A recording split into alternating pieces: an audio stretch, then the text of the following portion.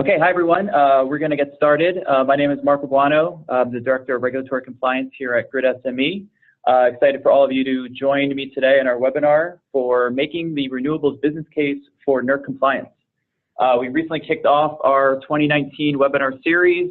We had one last week on transient cyber assets, and so any feedback you might have on potential topics for future webinars, certainly let me know after the conclusion of this one. Before we get started, just a couple of housekeeping items. There's a Q&A feature on the webinar platform, so we'll be answering questions at the end, but certainly throughout, if you have questions, you can use the Q&A feature. Everyone's going to be muted throughout the webinar, and we are recording this, and then we'll be sending out the link to that recording after, so anything that you might have missed, you can get back to later. So with that, we're going to go to our first poll question, just to give us a sense of your familiarity with NERC. So if you could respond, whether you currently have at least one NERC registered facility, or if you're registering soon, or if you don't know, and that's okay too.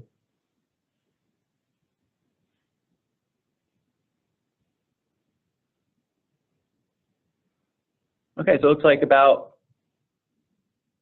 half do, and another third are on the way. So good group here. Thanks for participating in that, just to give us a sense of where everyone is. So we'll go through the agenda today. So first, I'm going to provide a brief overview of the NERC standards, just so everyone has the same basic understanding. Next, I'm going to address how NERC compliance specifically impacts renewable resources, and particularly how it affects decision-making for new wind and solar facilities. I think one takeaway today, hopefully, will be that NERC compliance is becoming a more significant consideration for project developers, owners, and operators.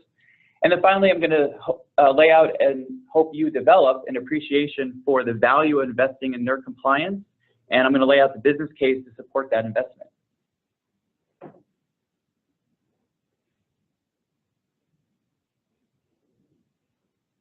So let's start with some good news. So first, if developed and implemented correctly, NERC compliance actually should support your core business objectives and not be seen as a hindrance to your operations. Next, if your project size triggers NERC compliance obligations, the cost of compliance should actually be offset by the operational benefits. NERC compliance and grid reliability go hand in hand, and so a focus on the former has far-reaching benefits. And then finally, the NERC registration framework may actually provide new opportunities depending on your organization's business model. So overall, the objectives behind an effective NERC compliance program and good operations are supposed to be complementary, which I think you'll see throughout. So how is our current NERC Reliability Standards framework born? So back in August 2003, there was a vegetation management issue where a tree made contact with an overloaded transmission line in Ohio, resulting in a cascading blackout affecting much of the Northeast US and Canada. About 50 million customers were impacted in total, and this resulted in sweeping energy policy legislation that would eventually authorize NERC to serve as the Electric Reliability Organization. NERC stands for the North American Electric Reliability Corporation, and it's a nonprofit corporation with delegated authority from the federal government to develop and enforce mandatory electric reliability standards. The initial version of the standards became effective in mid-2007, so this framework's been in place for over a decade now, and NERC has significant penalty authority for instances of non-compliance with the standards, as folks here are likely aware. The scope of NERC's jurisdiction includes what's called the bulk electric system, and that includes the interconnected electric grid, including high voltage transmission and the power generation connected to it. We've seen a rapid transformation of the nation's generator resource mix as a result of the growth of utility-scale wind and solar resources, with more in the way over the next decade, as these two pie graphs from NERC show. The shift is caused by several drivers, including federal and state policies, wholesale electric market forces, customer preferences, and improving technology costs. In NERC's most recent long-term assessment, NERC has projected 97 gigawatts of solar and 110 gigawatts of wind that are planned to be installed over the next 10 years. and many of these projects are likely going to be sizable enough to fall into NERC's thresholds for compliance. You can see the growth of solar in orange on this graph, and then the growth of wind in gray. So you can see graphically in these next few slides, there's 3 regions in the US that are particularly leading the growth of solar at the utility scale level. First in California, which actually surpassed 10 gigawatts in utility scale solar production last year in March 2018. In the Southeast, landowners are realizing that farming the sun's rays is much more lucrative than farming crops. And according to the Southern Alliance for Clean Energy, it expects the region's cumulative 6 gigawatts of solar at the end of 2017 to reach 15 gigawatts by 2021, driven largely by utility scale solar, which is blue here in this graph. And in Texas, you can see the substantial increase in utility scale solar capacity in light blue over the past several years. ERCOT projects as much as 5 gigawatts of solar energy on the system by 2021, with most of these projects sited in West Texas. So while you might think that a single wind or solar facility is effectively a small fish in a big pond and can't have a material impact on causing a major outage or event, that's incorrect. And that's why compliance with the NERC standards for renewable resources is critical from both a reliability and an operational perspective. There have been several recent events out west in which transmission system faults occurred, resulting in a significant interruption of solar PV generation. NERC has developed staff reports like the one you see here on the slide, sometimes in conjunction with WEC, to analyze the causes of these events and provide recommendations to the industry given the unique operational characteristics of inverter-based resources. So let's do a quick pop quiz. On this poll question, answer what you think is the defined MVA threshold for a renewable facility to register with NERC.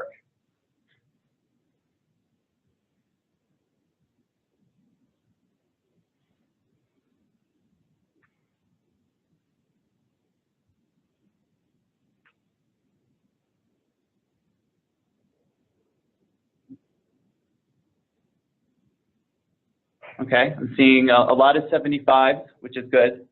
Hopefully I didn't give away the answer by moving to my next slide too fast.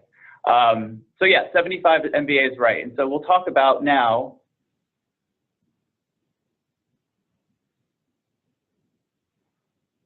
when to understand if the NERC standards will apply to your project.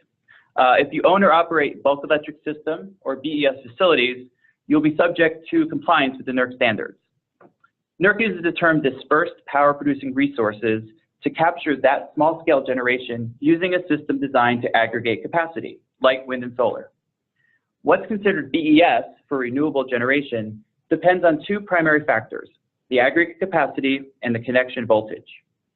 For these dispersed resources, the test is whether the resource aggregates to its total capacity of over 75 MVA for its gross nameplate rating, with a common point of connection at a voltage of 100 kV or above.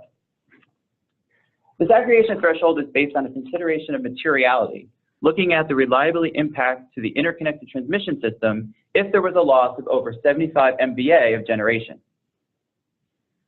Look at a couple typical examples from NERC's bulk electric system definition guidance to put this in some better context. First, here's a wind farm with a single change of voltage. So you'll see numerous individual 2 MVA turbines, 40 of them in total, which aggregate to a capacity of 80 MVA at the purple oval, so over 75 MVA. They share a common point of connection where the individual elements of the collector system are connected to the transmission system at 100 kV or above in orange.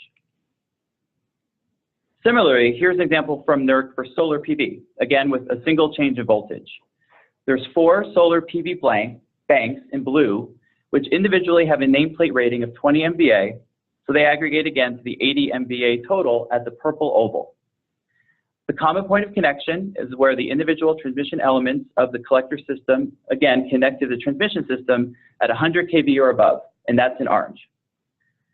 So again, both of these examples would be considered in scope by NERC.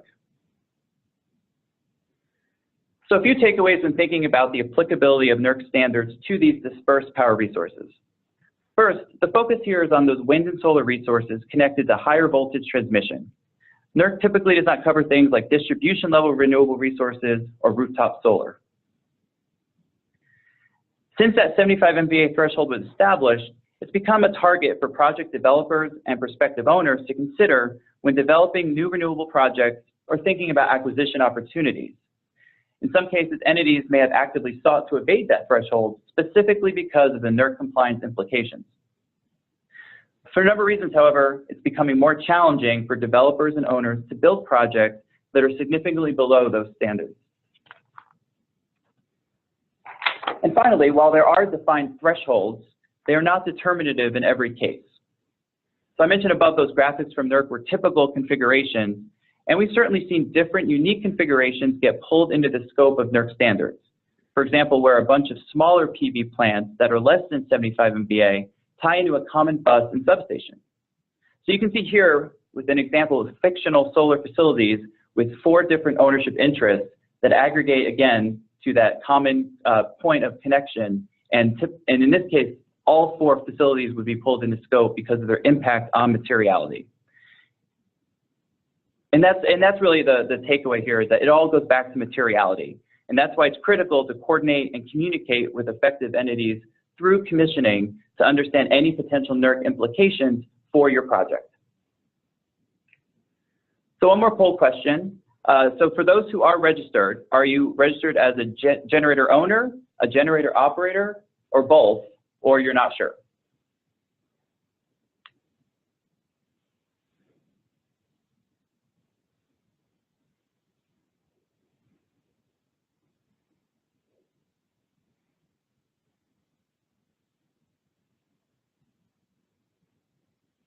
Okay, so I see some lucky GO and GOP organizations, and then some GOP-only entities. So that takes us to the next question to think about, is how do you know what you will need to register as and what you must comply with? So NERC uses a functional model that's depicted here that defines the set of functions needed to ensure BES reliability. Each function consists of a set of reliability tasks related to that function. If you perform specific tasks, it will be required to register as that function and comply with the associated standards. For our purposes, there are 2 primary categories of functions for generation facilities: the generator owner, or the GO, or the generator operator, or GOP. The same entity may serve both of these functions, as we saw in that poll question. For example, if an owner self-operates, or the owner may select a third party to perform its operations. This chart provides a snapshot of specific types of activities that a registered generator owner and generator operator would typically perform under the NERC standards. The GO is the entity responsible for things like interconnection studies, facility ratings, generator modeling validation, relay maintenance, and frequent battery checks. The GOP is required to operate in a manner where the facilities are available and producing power in a coordinated fashion with the balancing authority and transmission operator. So this is going to include things like training operating personnel, having proper communication protocols in place during emergencies, and maintaining generator voltage schedules. This is a typical arrangement of roles to support a solar facility, and we can see here how this relates to the NERC functions. First, we see the equity owner of the solar PV facility. Typically, this is going to be the registered generator owner. Our experience is that the owner will typically identify a third party to operate the solar PV site from its remote control center. This operator will typically be the designated generator operator for NERC. There will also be an entity that is contracted to perform operations and maintenance responsibilities for the solar PV site, and part of this is supporting the GO's NERC compliance, particularly in areas like relay maintenance, battery maintenance, and support with any missed operations. This entity might be the same entity as a designated generator operator or a different entity altogether. So the next question you might be asking is, when would I need to be compliant with the NERC standards? And the key takeaway here is that the effective date of your NERC registration will drive the timing of your compliance. NERC maintains a compliance registry of all registered entities responsible for complying with applicable NERC standards. And it's the responsibility of a GO or GOP to complete and submit its registration paperwork once those key thresholds are going to be met. When thinking about how that 75 MVA threshold applies to a new solar or wind facility, It's important to target a registration date based on the specific commissioning schedule of your facility. Once your project completes initial synchronization to the grid, or its output exceeds 75 MVA, for example, it's done in phases, you might need to register at that point. In many cases, your target COD is likely going to be too late. Again, these are questions that you'll need to ask yourself as part of your development and construction timeline. And it's important to stress that your NERC compliance program should be structured to ensure compliance as of your registration effective date. So what we call here is day one. This means that you have your final and approved compliance programs and procedures all approved and in place, you've completed any required trainings, and you've analyzed all engineering evidence and data from your EPC to ensure compliance from that day one. So given everything we've already discussed, let's now make the business case for investing in a strong NERC compliance program. First is that the costs of NERC compliance are inevitable one way or another. You can elect to comply if you're in scope with the NERC standards, but you can elect how you comply. And that's going to be a business decision for your organization to make. You can decide to train in-house resources and develop and manage your own compliance program internally, or you can outsource the program to a third party to manage your compliance. In most cases, also, generator owners are likely going to rely on engineering services providers for some of the more technical standards requiring things like generator testing and modeling validation in certain intervals. Next is that FERC and NERC have significant civil penalty authority, so monetary fines can be substantial for violations of NERC standards. It's not going to be the case that a typical violation by a smaller GO or GOP entity is going to be anywhere near that $1 million a day per violation mark. As part of the calculation, looks at the potential and actual risk to reliability and the impact of the impact on reliability for any violations that are caused. Penalties in the millions of dollars are usually reserved for patterns of noncompliance by larger organizations or as a result of a substantial outage or blackout. But nevertheless, a smaller penalty might still be significant depending on the size of your organization. So it's not something to overlook or ignore. In addition, there's going to be non-monetary costs of failing to comply. Most violations of NERC standards are typically made public by NERC and FERC once final. So there's certainly some reputational risk for your organization. It also could be a major distraction on your staff and a drain on your resources to self-report and mitigate any violations of the NERC standards, as there might be numerous milestones or performance requirements to meet to close out a violation and satisfy NERC.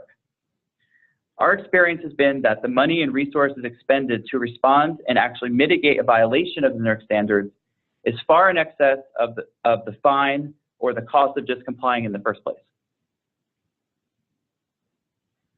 There's also the specter of a regulatory investigation. If you happen to cause a grid event because of your non-compliance with the NERC standards, you might subject your entire set of procedures, systems, and controls to regulatory investigation and scrutiny in order to determine the contributing causes of that event. You don't want that. And nor do you want to be the victim of cyber attack that interferes with your operations or causes a grid event because of your failure to meet minimum cybersecurity requirements in the NERC standards. As I mentioned up front, the costs associated with NERC compliance should be offset by the improved reliability and operations of your facility that comes with a strong NERC program. This can reveal itself through avoided costs associated with not performing consistent with your PPA and your ability to produce more due to better performance. And then finally, the value and benefit provided by internal controls. NERC in the regions are certainly increasing their focus on internal controls to support NERC compliance, but a strong controls program should also support improved operational performance and mitigate any performance risk. So as I mentioned, the reputational risk is present for registered entities, and it can be substantial, particularly for those organizations that have demonstrated a pattern of bad behavior. So you can see here a couple of NERC violations in the millions of dollars for large utilities, PG&E and Duke Energy. That Duke Energy penalty of $10 million was just made public earlier this year through a filed settlement agreement. Certainly $10 million is substantial, but Duke was also found to suffer from a systemic lack of management oversight, which resulted in over 100 violations of the NERC cybersecurity standards, and this was over a period of multiple years. The penalty facing a smaller renewable project is likely to be far less, but again, can still be relatively substantial depending on the scope, plus that reputational risk is present. So the general rule is that if you register for a function, you're on the hook for all penalties and other sanctions if there's a violation of the NERC standards. The NERC registration framework affords registered entities some opportunities to delegate some of their compliance responsibilities or their accountability for penalties to other third parties under certain circumstances. First is the typical scenario. That is, the registered entity assumes full compliance and penalty responsibility for the requirements under the registered function. Two registered entities could also enter into a written agreement to allocate compliance responsibility for a particular function. This is called a coordinated functional registration at NERC. In some cases, you might agree with a third party for them to register with NERC on your behalf, and then they would assume the risk of any penalty if there's a violation of specific standards. Finally, a registered entity can certainly delegate managing its compliance program to a third-party O&M provider or consultant or other entity. But you should be aware this is not considered a risk transfer at NERC if you are still the registered entity. You can delegate performing a compliance task to a non-registered entity to support your program, but you may not delegate responsibility with NERC to a non-registered entity. So as we've seen already, there's a number of parties that likely need to be involved for a project in order to support NERC compliance. Coordination and communication among all these parties will be critical both before registration and then to support ongoing compliance. First is the facility owner, and that's going to be, again, the registered generator owner, and they're going to have responsibility for making key decisions for site compliance and operations. As we've already discussed, the control center operator is going to provide day-to-day operations of a site, typically from a remote location, and typically will be the generator operator at NERC. Because of that, the NERC registration of the GOP and the GO for the same facility will need to be coordinated. The O&M services provider will support critical maintenance and operations functions, and so it's important for the owner, operator, and O&M provider to have protocols in place for things like event reporting, equipment changes, and periodic maintenance. Coordination with the EPC provider will be important as well, certainly as part of pre-registration activities, as the EPC and any subcontractors they use will be maintaining the engineering and technical documentation through commissioning that will support compliance with many of the generator owner standards. This includes data necessary to develop your facility ratings, testing records that you'll need, and settings information that is used for a number of standards to ensure compliance. And then finally, the generator owner may rely on an in-house staff to manage compliance or outsource compliance to a third-party consultant. Again, that's a business decision to make, but regardless, the compliance manager needs to be coordinated with all these other parties involved for the same facility. Here's a representative timeline for planning to develop a NERC compliance program for a new project. I'm not going to spend a lot of time on this slide, but you can see here there's a substantial lead time that's required for a project well before NERC registration or COD. NERC compliance and program development should be built into your development and commissioning timeline anywhere from a year or more prior to the planned COD, including coordinating and placing your EPC on notice of the various types of engineering evidence that you'll need to collect for compliance. During the several months prior to your target registration date, a readiness review is critical to ensure that you've collected all engineering evidence and data, finalized and signed all procedures, and conducted required training. Once the GOP and GO coordinate on registration for a generating facility based on that 75 MVA threshold, ongoing compliance program management is essential. And that's going to include implementing all of the compliance activities and internal controls that are required by the standards or that are incorporated into your specific programming. So, after everything we've covered today, I want to leave you with some key questions to ask yourself if you're wrestling with these NERC compliance issues. First, will NERC apply to your project? And we've covered what that analysis would look like. Second, when will your compliance obligations begin? And this will depend on when you will need to register. Next, who's registered for each function for the facility and who is assuming all of the risk?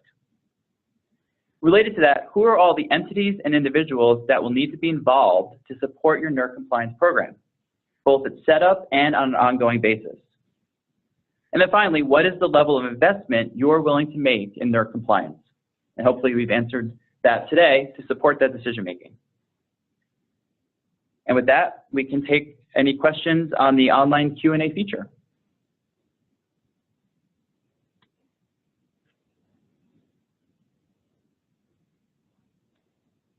Okay, so we have a couple of questions. So first, do you foresee NERC changing that MVA threshold to a smaller number than 75 MVA? So not at this time, nothing that I've seen.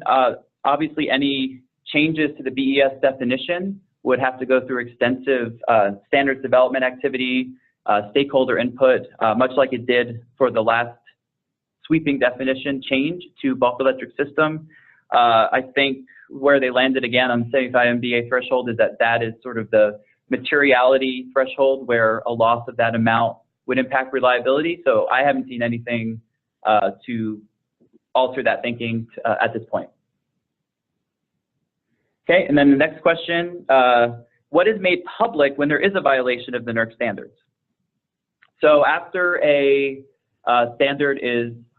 after a violation is dealt with by the region and NERC, whether there's zero penalty or a monetary penalty, there's effectively spreadsheets that are posted on the NERC website, and it lists the organization by their registered entity name, the standard and requirement that was violated, and includes some level of detail about how they, or what the root cause of the violation was, and how they mitigated that violation. And then how they prevent recurrence. So mitigation and preventing recurrence are typically included. And then it would list the fine if there is a fine that was reached typically through a settlement agreement, or if there was no fine and it was just an exception, then that would be identified as well. So there's some significant detail there for any ops and planning standard violations. If there's violations of the SIP standards, that's typically kept private in terms of the violating entity name, and that's more for security reasons than anything else. So, okay, another question. So NERC requires gas reporting for BES wind facilities, and I think that just kicked off this year. When will NERC be requiring gas reporting for BES solar facilities? So that's been something that we've been tracking to some degree. There is I believe, a stakeholder process now that's ongoing to determine what the right level of information would be to collect on a quarterly basis for solar facilities. So I think at this point, that's where that process is sort of working through with stakeholders vested in the process of what NERC would be trying to get at with the information to make sure it's valuable. I know for the wind facility rollout, it's been done in phases based on the capacity of the various wind facilities. So I think this year it starts at 200, next year it's 100, and then third year I think it's above 75, I believe. So unsure if solar will look similar. So I can't predict when that will be. I think just because of the point in time now where the process is. But it is likely going to be something to contend with within the next couple of years, I would say, or at least have more certainty of when that will be. So where do you see an asset manager involved, if at all? So I think, again, that would really derive from the specific role of the asset manager relative to NERC compliance. So again, with whether it's an O&M provider, an asset manager, I guess whatever the entity's primary function is, to the extent that there is a nexus between the activities performed by the asset manager and what a generator owner would have to demonstrate as part of its compliance program, that's where the asset manager role would fit in. So if they're providing any sort of ownership roles and performing compliance activities in lieu of the generator owner, I think that's when they're when they would have a substantial impact on the generator owner program. And again, that's something to work through as early as possible to set forth that matrix of responsibilities and whatever sort of reporting protocols need to be in place to make sure that the generator owner's responsibilities are taken care of by the asset manager. So another question, do projects less than 75 MVA need to comply with any related NERC compliance at all? So again, I think the 75 MVA threshold is a defined guidepost, I would say, in the definition of bulk electric system. But like I mentioned earlier, there are specific situations based on the configuration of a solar facility, depending on how it's connected potentially with other sites and share a common bus, a common substation, where they might get pulled in. A reason might be that you might have differently owned projects that have a common bus that, because of the ownership differences, it might be a way to evade the NERC requirements, whereas if it were one single facility, it would be pulled in. And so those, again, are once the understanding of the configuration of the project is known, is thinking about what that materiality nexus might be. So again, it's a good guide to have for that 75 MVA, but it's not determinative in every case.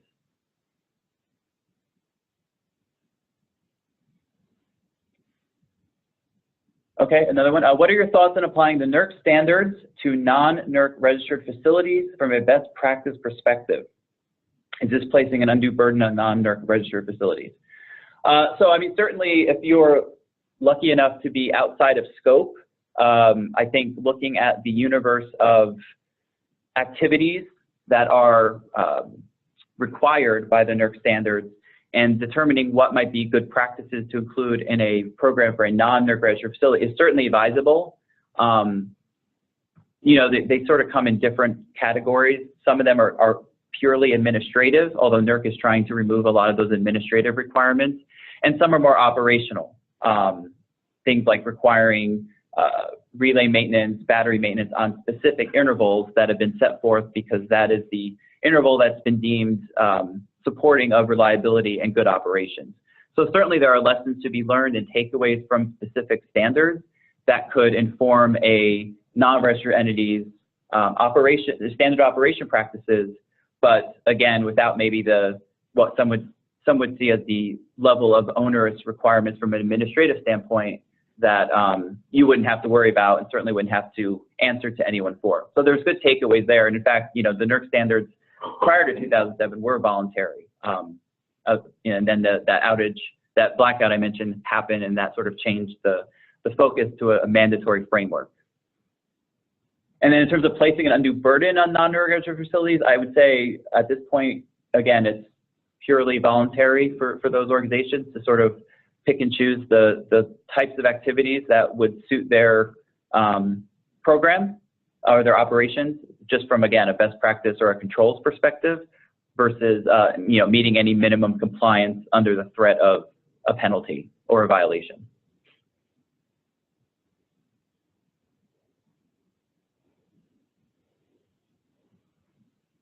Okay, I'm not seeing any more questions. Oh, here we go. Do you see obvious efficiencies with the GOP taking on GO responsibilities? Any requirements where an overlap of GOP and GO items exists? Okay, so the first question, the first part of that, do you see obvious efficiencies? So obviously, if the generator operator is performing a number of responsibilities that sort of bleed into supporting the GO program, then from a compliance perspective, there might be opportunities to take on both of those registrations. Obviously, that's something that needs to be well thought out in your organization about what type of risk transfer both in this case a GO and a GOP would be willing to make or be willing to absorb in order to take on additional responsibilities, both from either from an operational perspective or from a registration perspective. Certainly a GOP could register as a GO, even though they're not the owner under certain circumstances. But again, they have to be willing to do that and do the work required to maintain compliance, or be willing to pay the penalty if there were a violation that resulted in some substantial risk. So again, the NERC registration framework provides that type of opportunity, But again, it's a business model that a lot of folks haven't yet really been willing to make that determination. And then in terms of requirements where they overlap, there are some that are GO and GOP requirements. Certainly things like event reporting, where both the GO and GOP have to have an event operating plan for reporting certain events. If you're the same entity, obviously you would only have to have one program. Same with the SIP requirements, the cybersecurity requirements. If you're both the GOP and GO, you would only probably need to have one program that just covered all the various BES cyber assets at both the site and the control center as the operator.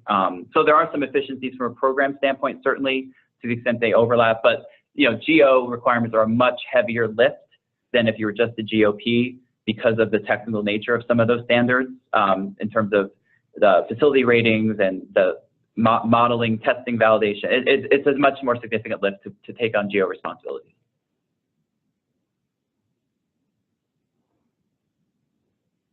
So I'm not seeing any more questions. So I want to thank all of you for participating. Just under 40 minutes, that's pretty good. Again, we're going to be sending a link to the recording to all folks that registered for this webinar. And certainly my email is up here.